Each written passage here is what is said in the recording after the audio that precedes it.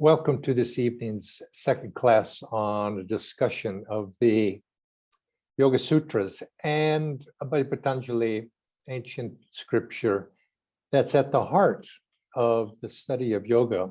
And I welcome everybody back. Last week, just to catch up, we had an introduction and we spoke a little bit about the very first sloka. Now we come to the study of yoga. And today I would like to move on to the second sloka, which is at the heart of the study of yoga. In fact, I suspect that if a yoga student was to be able to quote any of the slokas in the Yoga Sutras, it would be this one: Yoga Chitta Vritti Narod.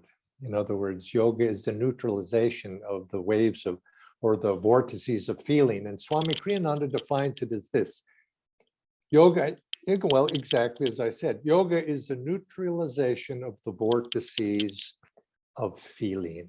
Now, this is an extremely important sloka out of, and it basically, what he's doing here, Patanjali, is summing up and giving definition to what it is yoga is all about. So this will be the topic of today's class, and I welcome all of you. Before I start, I want to mention that you're always welcome to send in questions on the chat box, the chat function. But I hear early in this series, as we're just getting started, some of you have been with me in previous book studies, and you know that sometimes I get talking and I don't bother with the questions, but I try to. And if you put them in the chat box, I can't promise that I will get to them sooner or later. It just may not be in the class that we're in, because I don't like to keep these going too long beyond. I usually like to speak anywhere between 30 to 45 minutes, and that seemingly be enough of an attention span. So with that said, let's jump into today's topic. And as I said, this is extremely important to understand: neutralization of the vortices of feeling. Now, this brings out a lot of different questions. And when it's translated as feeling, it's the vortices of what is known as Chitta. Now, this is a difficult concept to translate, and feeling is in English is a good beginning point, but feeling itself can be rather vague. All sorts of feelings. So does this mean the neutralization of our ability to feel? I mean, who would want that, right? It's not that. So we need to explore, what does it mean when we speak about Chitta? What do we mean when we talk about feeling? And even taking it beyond that, what do we mean by neutralization of vortices? What are vortices? And these vrittis that is spoken about in this slogan. So let's explore this. This may take more than one class session, but however long it takes, we have time. So to begin, we need to understand in the yogic scheme of Sankhya philosophy and the way that the great masters of our path, at least, have and this is actually universal throughout the yoga tradition, have described consciousness and where Chitta fits into this definition of consciousness. It's said to be an aspect of consciousness. And consciousness, and I introduced this a little bit last week, that consciousness has four aspects to it, Chitta being one. And of the four aspects, you could say them as this. The first is mind, mon. Now, this is the mind is you could say like the mirror of the senses. The senses are reaching out into the world and inputting information into the brain, and the mind processes and sees. It's that ability to coordinate the input that comes in, the sensory fluctuations of the senses, the electrical impulses that come into the brain, and it processes those. So it's the mirror of those senses, whatever the input is that the senses coming in. But it's said to be blind, because it doesn't process them or make sense out of them necessarily. It perceives. It perceives. The mind perceives what the senses input into it, and it's said to be the blind mind. And as we know, if we're familiar with the Mahabharata, Bhagavad Gita, that the blind king, Dhritarashtra, is it at the very beginning of the Bhagavad Gita? He's said to be blind, and it's symbolic. Dhritarashtra was blind, and he represents in that great scripture, he represents the blind mind. And he has to have, in the Bhagavad Gita, that scripture, he has an assistant, Sanjaya, who explains what he sees. Now, Sanjaya has, in the scripture, been blessed with divine sight. He could see what's happening at a distance. And you could say that Sanjaya represents the intuitive faculty, the introspective faculty, but also in the context of these four aspects of the mind, he represents that which you could say is intellect. So you have Mon, the blind mind, the mind. Then you have Buddhi. Now, Buddhi is the intellectual, the intellect part of consciousness. It takes the input that the senses have supplied, and it makes sense out of them. Paramhansa Yogananda often would use the image of a horse. The mind would see all of the input for what a horse, it's this animal standing there against perhaps a background of pasture land, but it doesn't necessarily know what it's looking at. It's just sensory input. The intellect, that other second part of that consciousness, puts it together and says, it's a horse. I know this is what it makes sense out of what comes in. And so it processes and is reflected in the mind. It makes sense. And this, of course, this in the context of Bhagavad Gita, is one of the aspects of what Sanjaya is representative in that. And then you have a third aspect of consciousness, which is ego, Ahamkara. Now, Ahamkara it's basically says, well, this is not any old horse. This is my horse, not your horse, my horse. Belongs to me, and it defines the relationship between me and that which I am looking at. How does it fit into my world? It fits it into my frame of reference and says, this is mine.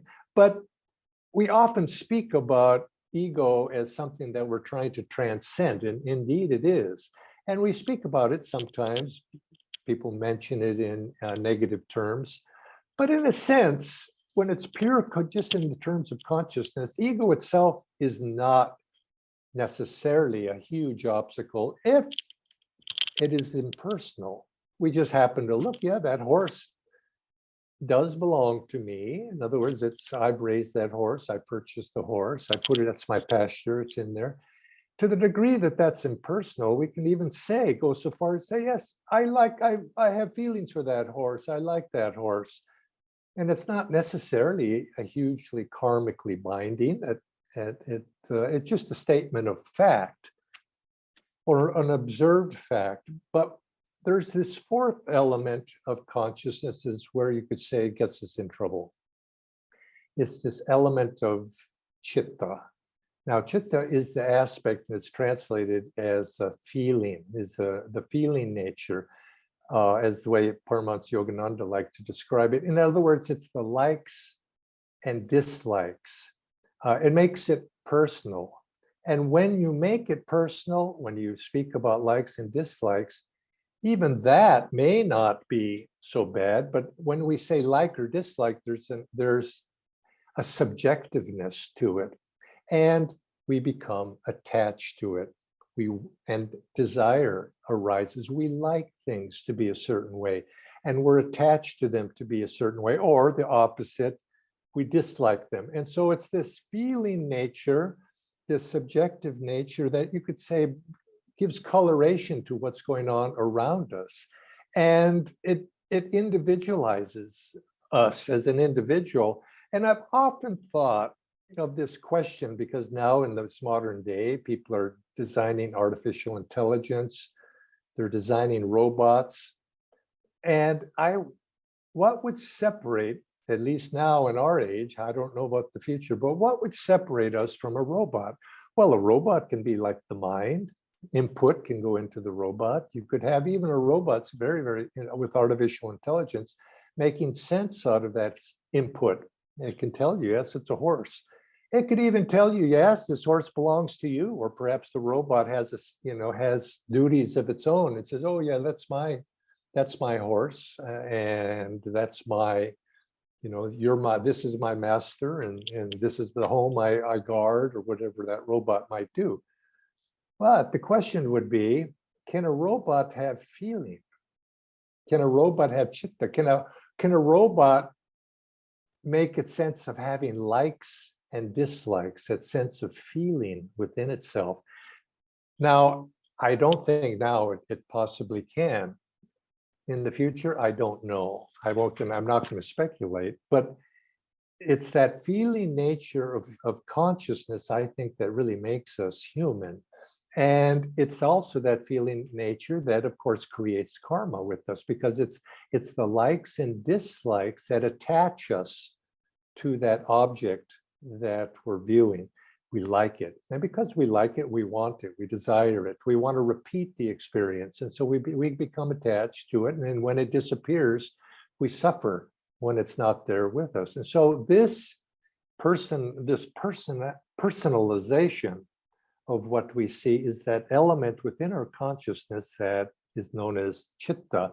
And the process of overcoming, you could say, that attachments that we have, this is the process of yoga, of learning to neutralize or to calm those feelings, to bring those feelings of chitta down into a neutralized state. Now we'll go into how that's done with the vortices a bit later.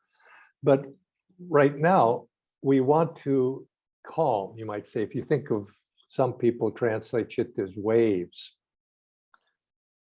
You mean we want to calm those waves, we want to calm those feelings. But I suspect some of you, as I'm saying this, are thinking in the back of your mind, well, if I don't have likes and dislikes, what is there to life? Do I become a robot in that way? Do I become totally unfeeling? And is that what's necessary to become perfected in yoga, to become unfeeling, desensitized? And the answer to that, of course, is no. Feeling has a very important place within us, but feeling, of course, has different directions to it. There's a deep feeling, you might say a purified feelings that uplift us and take us into a state of that transcends this worldly, arena of suffering, of attachment. Think of, for example, devotion, those feelings of the heart that uplift us. All of those are very pure feelings. But feeling also has a negative side to it. And the negative side to it is those feelings that attach us to things outside of ourselves, that this attachment to the world around us, attachment to those things that change, the attachment to those things which, when we are attached to them, which will eventually lead us into suffering. So you have two aspects to feeling, the upward uplifting and that part of attachment, which is going to pull us into worldly involvement. And inevitably, through that involvement, through desire, through repulsion, attraction or repulsion, we identify with that waves of duality, and it ultimately leads us into a world of suffering, of pain, of discord, because it's outside of what that sense of unity, which is the opposite of which we're trying to achieve, that unity with oneness. You could say creation itself is a force from that perfect union in God, that creative force that takes us out into attachment and involvement with the world around us, in the world of suffering. And last week we spoke about how Buddha, his goal in life was to overcome suffering. And the way to do that is, of course, is to achieve that state of non-duality of which he was after. So does being or to not feel is not what we're talking about. We're not saying we should not feel. What we're really saying is don't be attached to your feelings in that way. And to be above feeling, you could say, is to be a state of bliss. But when you're in this state of likes and dislikes, you're involved in that world of suffering around you. And ultimately, this is of course what we're trying to, where you don't want to be, we don't want to be automatons. And I like to think of it as this way. I've often thought, we can have, there's a difference between having likes that are attached to something, desires, in other words, having strong desires, and having preferences. In other words, I use the example of ice cream. I like vanilla ice cream, but I'm not particularly attached to it. You could say, I prefer vanilla ice cream. Somebody who says, you like some ice cream? I say, yeah, I like ice cream. I prefer vanilla ice cream. But if that vanilla ice cream isn't there, I'm not attached to that. I could do perfectly fine without it. But same thing with this life around us. We can prefer many things. We act in this life and we can gain a great deal of joy from anything we do in this life. But if it should not be there, does that mean that our joy disappears? Is our joy dependent upon what happens outside of ourselves? What we have in terms of possessions or the results of our actions outside? No, it shouldn't be. But it's nice to have things in a certain way. But of course, it could be nice if they didn't be there as well, because my joy has come from inside, not from those things that are outside of myself. Paramhansa Yogananda wrote something I'd like to quote. He says, you have to watch all things that are happening with an entertained feeling of the mind without being disturbed. You must look upon all experience with a happy attitude.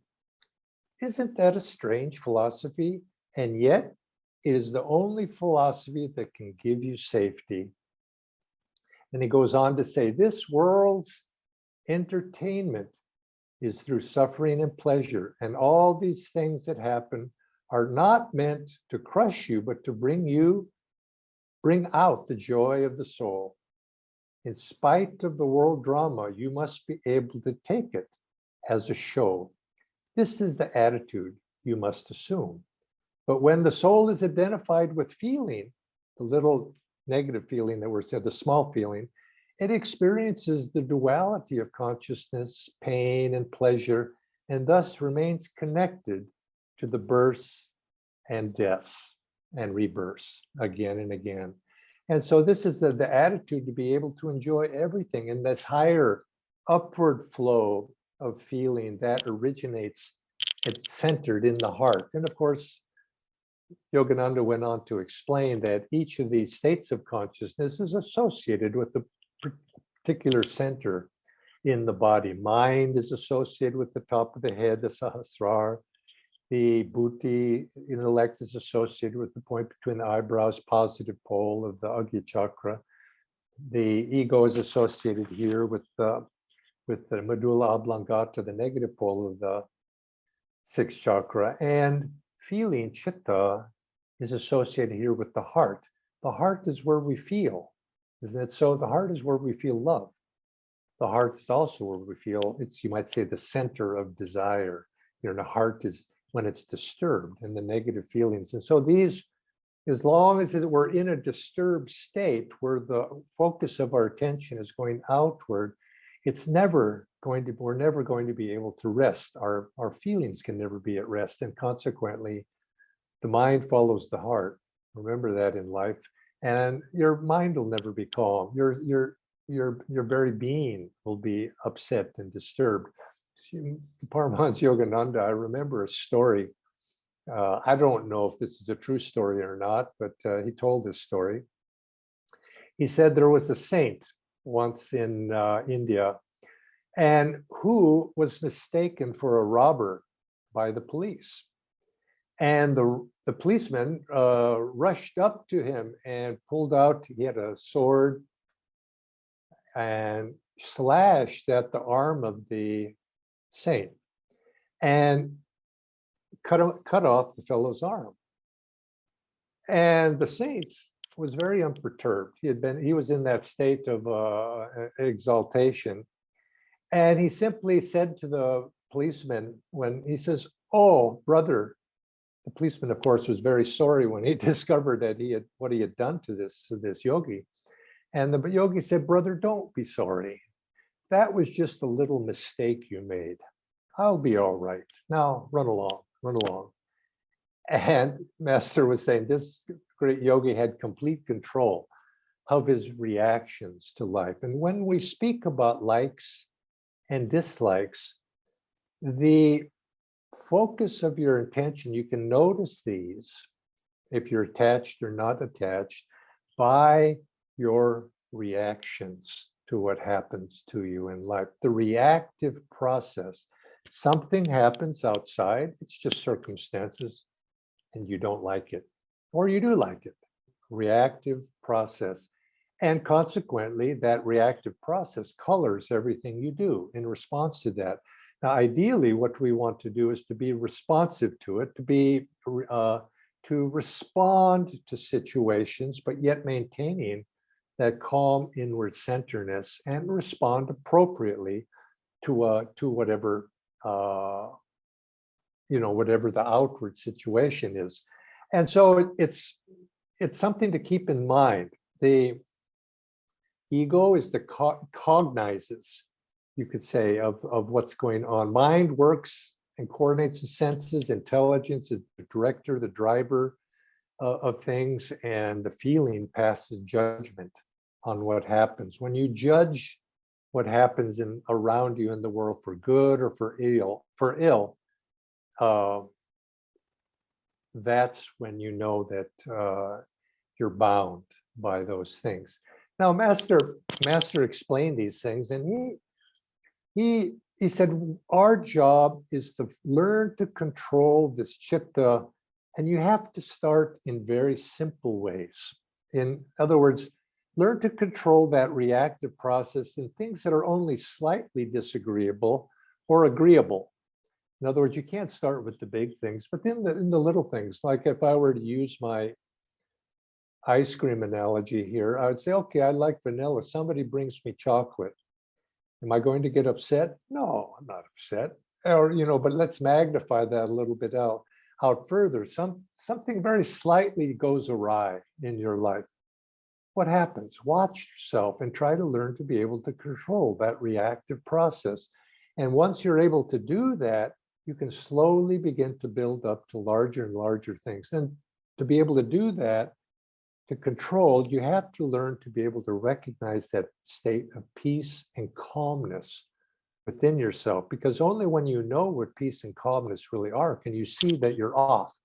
You're not in that state of peace and calmness. And this is, of course, what comes when we learn to meditate. We learn to realize what it's like to not be disturbed and to be able to recall that state at a moment's notice. And so, taking it to a little bit deeper implication, Paramhansa Yogananda said this. He said, we need to learn to control the reactive process, the chitta, in simple things first, so that when the disagreeable sensation of death comes to us, we'll be able to pass the test of being able to not be upset by that. And so consequently, he says, when you have that control of your feelings, you will ultimately have the power to leave your body at will. In other words, the body comes, the body goes, and it's not going to affect you one way or the other in terms of your inner joy, your inner state of peace of mind. You see, that is the removement of one's consciousness from the outer fluctuations. And this is the state of yoga, to be able to overcome those fluctuations of chitta and be able to maintain, not in a state of passive indifference, but in a state of joyfulness. Because when that chitta, those vortices are calmed, it's not we don't anesthetize ourselves. What we do is we allow the background reality of joy, of the deep feelings of bliss that are within peace and calmness to shine forth. They're being obscured, you could say, by the waves of feeling, the likes and dislikes of our daily life. Now, Yogananda described 5 states of feeling. He said the first state are those who are enslaved by passions, desires, sleep, idleness. And such a person is unable to meditate. If you're consumed by desire, passions, and also such people have very little sense of duty, and they tend to enjoy negative things. That's a very obviously very tamasic state. He says many people are like that, and they have no hope of being able to meditate. And I'm speaking in terms of describing this effect of these states on meditation, because I think all of you are aspiring yogis in this sense. And so there's a certain name for this state, a mutta state is what he called it. But there's a second state, which is above that. And I suspect this is, you might say, most people active in the world are in this state. They're completely restless. They're full of likes and dislikes, and they jump from one experience to another, and the mind wanders endlessly. And Yogananda, very in his humorous way, he said, this is obviously how many people, they try to meditate. This is the state they find them in when they begin to meditate. I know this was my state. I could say complete restlessness when I first started to meditate. It wanders endlessly, and it's a result of the lack of an ability to concentrate on one thing at a time. But with practice, with a little bit of application of self-discipline, we can actually raise ourselves from that state into the next state, the third state, which is momentarily calm, combined with momentarily distracted. In other words, we go from one to the other, calmness to distraction. And look at your own meditation practice. Is this sounding familiar? You're able to enjoy moments of peace, moments of introspection, but you can't hold on to them for very long because you become distracted. And Yogananda went on to say, this is the state of most people who are religiously minded. And in this state, the cure for this is a person who is in this state at least has that motivation to try sometimes. And it's a matter of persistent application to their practice of sadhana. And of course, you could add to that. He didn't say in the context when he wrote that, but you could add to that all the things that we teach in our meditation classes, the learning to be one-pointed, learning to watch the breath, learning to be devotional, learning to the right attitudes. All of these are meant to get us to that point when we're not continually fluctuating between momentarily calm and momentarily distracted. But eventually what we are aiming for, and this is, as I said, this is the 5 states that Master explained. He said, what we really want to do as a devotee on the spiritual path, the average devotee on the spiritual path, a potential for all of us in this lifetime is to get to this 4th state.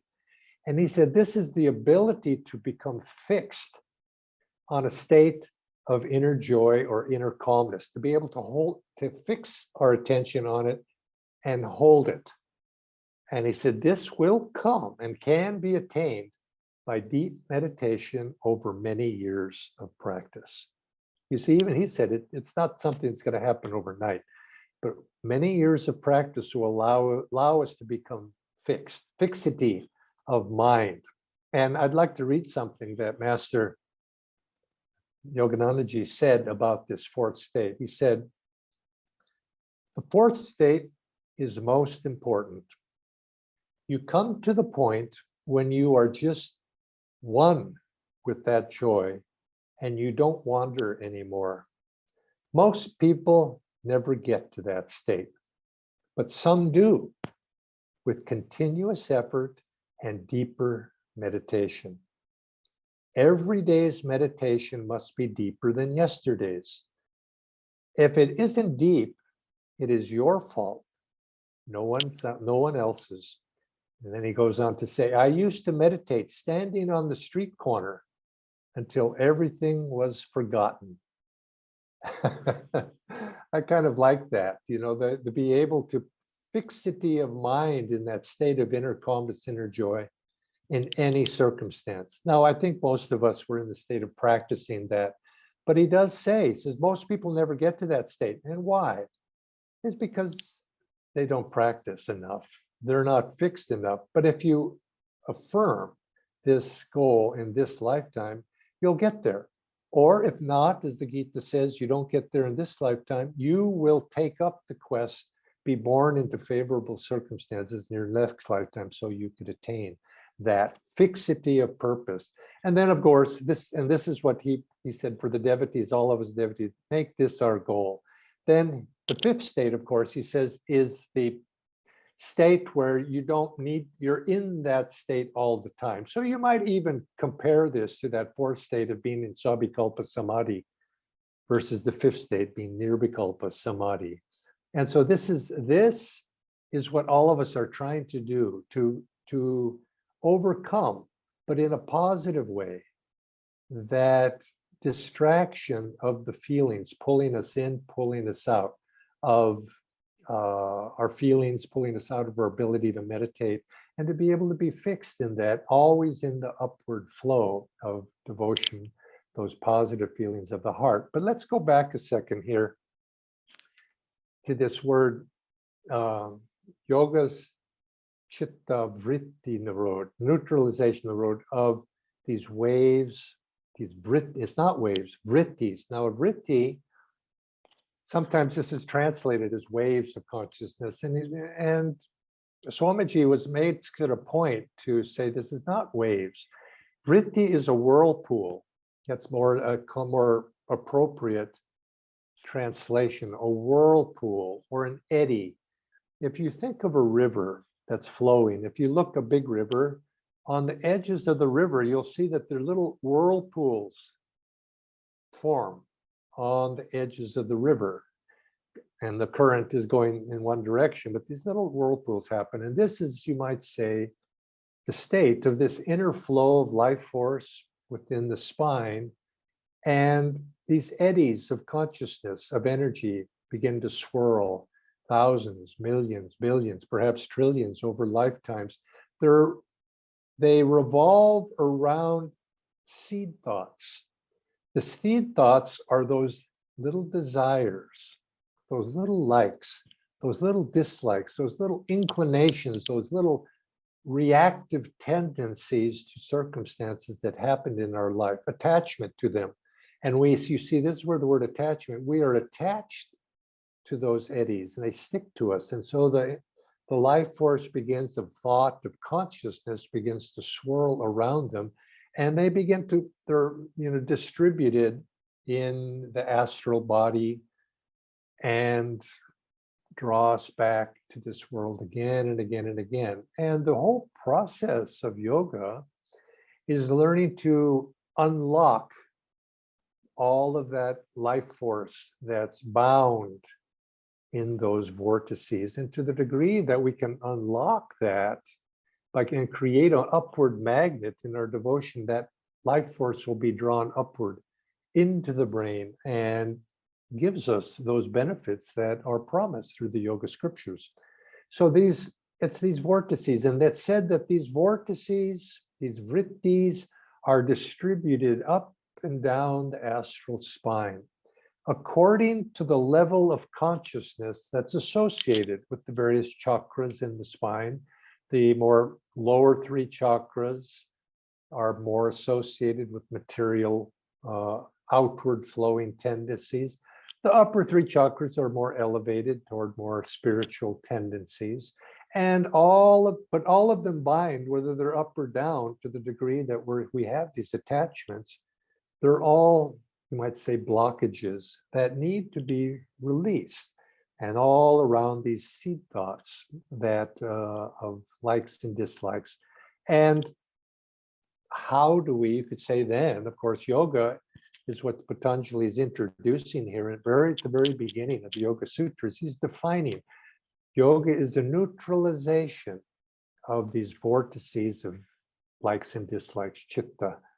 And so this is why we practice yoga. And then he'll go on, of course, he goes on in the Yoga Sutras here is to describe this process and what is it that binds us and what might we do to unbind us to be able to free ourselves. But as long as those vrittis there, each of them is associated with our karma, those karmic tendencies. And because they reside not in the physical body, but they reside in the astral body. But they're difficult to work out in the astral body. So we need to, they draw us back into this physical body again and again and again in order for us to be able to work those out, to be able to release them. And you could say that incarnation in this physical body, in a sense, is a blessing in this regard, is it gives us a battlefield in which to work out and release these things that bind us. Although they are they're deposited in the astral spine, the astral world after death does not really give us the opportunity to be able to work many of these desires out because they're physical desires. There's desires associated with this plane of consciousness. And so we come back again and again and again. Now, Master Yogananda, he said one of the things, he said when he was a young man, he was very strong-willed, obviously as an adult as well. But when he looked back upon his youth, he saw that his will was so very strong. He says other people could never force him to do something. And he said, as he grew older and as he had his own disciples and students, he said he had come to discover you cannot force another person to change. You cannot force another person to, you might say, wake up. All you can do is entice that other person to wake up by giving them something to aspire toward. You can encourage them to wake up, and maybe you can remove through your own power, perhaps, obstacles in their path to help them overcome certain obstacles. But they must have to want to change on their own, in their own self. And so he said, as he never, as a guru with his disciple, he never forced anybody to do anything. He only encouraged them. And he said, and he used this motto, he even wrote in one of his writings, he said, go ahead. If you're tempted to do, a disciple was tempted and really, really wanted to do something, he would say, he would warn them perhaps, but then in the end, if the person wanted to do it, he said, go ahead and do it and see for yourself if it gives you joy or if it gives you pain. He said, if you want to go ahead and get hurt, go forward and get hurt, do it. And so he used the example, if you want to smoke and injure yourself, go ahead. If you wanted to drink alcohol, go ahead. See for yourself, and from experience comes wisdom. Now, he wasn't encouraging people to do that, but he was basically turning it back to the individual, that each of us have choices, the ability to choose for ourselves and learn for ourselves. And there's that wonderful story of Herb Jeffries, who was a popular singer in the 1940s, jazz singer, who, a very handsome man, very distinguished man, well-spoken man. And Herb Jeffries became a disciple of Master, but he came to Master and he said, sir, I've studied religion, and all I hear from people, in the religious people, is what you should not do, over and over again. I grew up in a church and they just told me you shouldn't do this, you shouldn't do that. And I want to know, what should I do? And Master, very, sort of, I suspect he had a twinkle in his eye when he asked these questions. He says, well, Herb, do you smoke? And cigarettes? And Herb Jeffries said, well, yes, I do. And Master, you said, well, you may continue. And Herb Jeffries thought, wow, I'd never heard that before. And he was a little bit pleased. And then Master asked, Herb, do you drink alcohol? And Herb said, well, sir, yes, I do. And Master said to him, you may continue. And now Herb was really, said, oh, this is sounding like a good path for me. And then Master says, Herb, do you like the ladies in their company? And Herb Jeffries was a ladies' man, apparently. And he said, well, sir, I actually do. Yes, I do. And Master says, you may continue. And so now Herb Jeffries, he just didn't know what to think about this. What kind of yogi was this?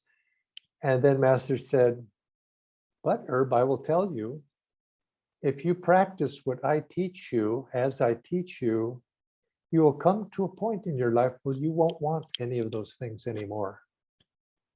And Herb Jeffries did. He did practice. He became a disciple. And he found that to be true. And he told that story much later in his life. But this is, you see, we aspire. We have the desires of the heart.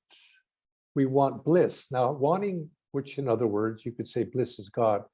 To have that desire for God is the one desire which will free us from all other desires. And to have that desire for God strong enough and to reinforce that desire creates that river of aspiration, that river of questing in the spine that washes away all of those other eddies. Just like the river, this is what Kriya Yoga does. Just like we spoke about the river with the eddies along the banks of the river.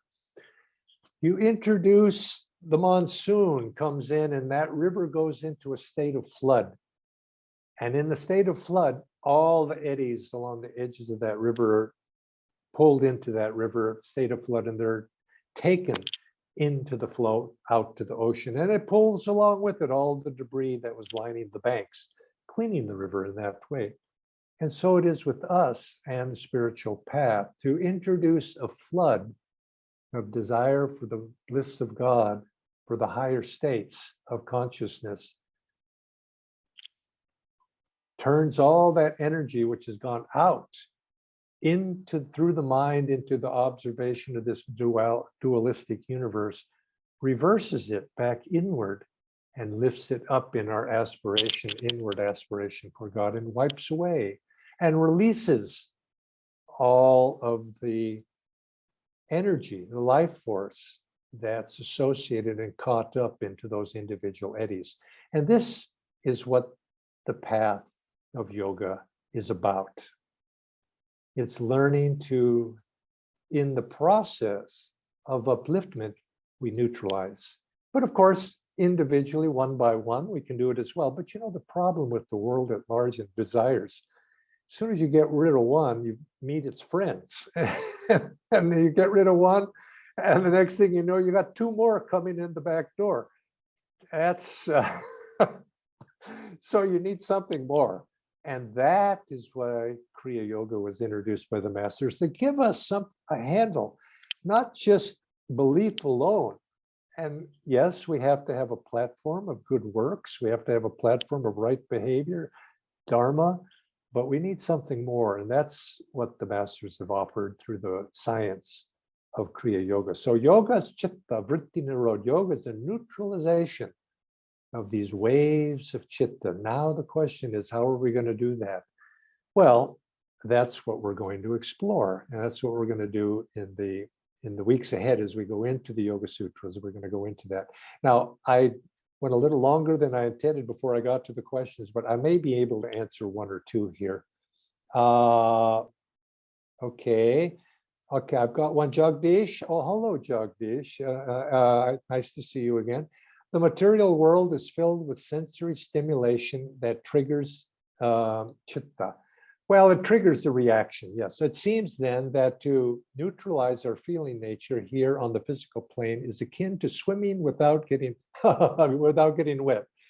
Does this sutra apply that in order to be a yogi, we need to repudiate the world? No, it doesn't need to be that. It needs to, not repudiation. It's repudiation. If you would say it, if you want to use that word repudiation, it's repudiation of attachment to this world.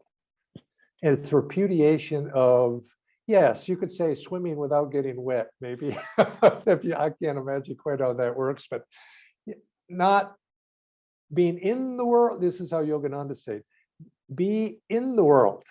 Enjoy your vanilla ice cream. You know, good design, but don't be of the world. You know, when that bowl is empty, don't be regretful. You know, then enjoy what is given to you. Good things of this world are, or another way Yogananda said, this world was made for our enjoyment and for our education and our enjoyment. But oh, how few are educated and oh, how few enjoy it. So that because of the pain and suffering and the fact that they don't learn their lessons. You see, it's a beautiful world if lived in the right way. But how many do it?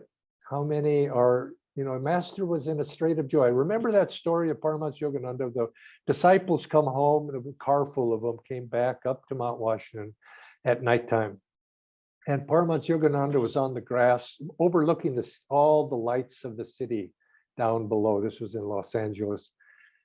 And he was looking at the lights and they got out and said, Master, what are you doing? And he was in a state of ecstasy. And he says, oh, don't you see how beautiful? It's so beautiful. It's so beautiful. Now, the lights were beautiful too, but he was seeing more than the lights of the city, I'm sure. It was so beautiful. And he was in a state of ecstasy. And he said, you don't know how beautiful it is, how everything is. But why don't we see it that way? And that's, I look in the mirror and I say, why can't I see it that way? And that's what he's wanting us to be able to see the beauty in this world. And yes, there are things in the world that aren't so beautiful as well, but yet we have to look at it as a movie picture shows the image he used to use. You see the light from the projector onto the screen. And he would always say when he'd take students to the movie pictures that he would tap them on the shoulder and says, look at the light. It's just the light shining on the screen. Now to have that consciousness, that's what we want. And that's what we're trying to do. And why not enjoy this world? We're here, so enjoy it, but enjoy it from the perspective of wisdom. Don't be attached to it when it comes and goes. And then I got another one here. Is it okay to drink alcohol occasionally once a month or two? And I'd say, or wine. I'd say, why? Stay away. It just dulls the mind. There's no reason for it. It's a pleasure, is it not so? And it's not a pleasure that's necessary. And generally, no, you could say, is it harmful? Well, you can make a case for it.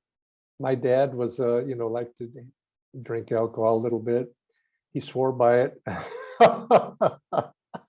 But it's not necessary. And the problem is, you see, is it dulls the senses.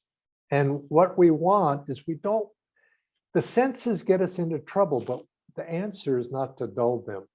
The answer is not to give a false reality, intoxication, in other words. Same thing with drugs, people say, well, little drugs here and there, just add spice to life. Well, what you're doing is you're wasting time. That's the problem. You're wasting time. You become slightly addicted to pleasure, you see, which a pleasure that is not necessarily healthy, a pleasure that is distracting. And so is it gonna take you down into purgatory or something? Well, not necessarily, but why waste time? Why get distracted? Why, when all time is, who am I quoting when I say all time is wasted, it is not spent seeking God? Is that the Gita? I forget.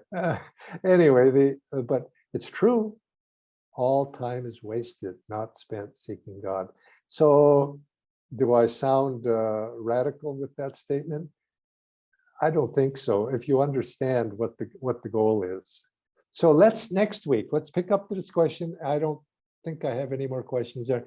Let's pick up the discussion again, and we're going to move on, and we're going to explore a little bit further from another perspective.